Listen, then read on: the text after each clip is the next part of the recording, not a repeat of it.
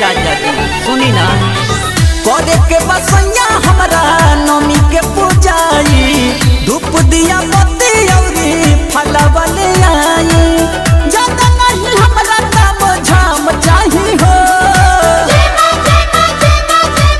चुनरी पर सितारा वाला काम चाही हो ओहू पमैया जी के नाम चाही हो चुनरी पर सितारा वाला काम चाही हो ओहू पमैया जी के नाम चाही हो।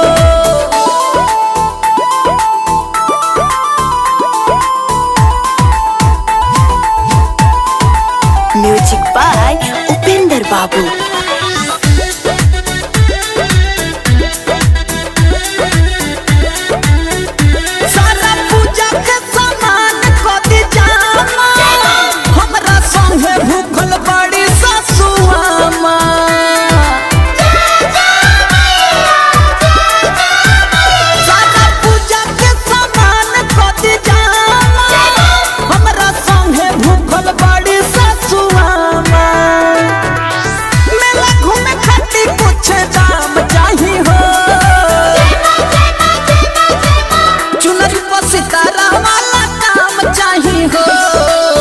ओहू पमैया जी के नाम चाही हो चुनरी पर सितारा वाला काम चाही हो ओहू पमैया जी के नाम चाही हो।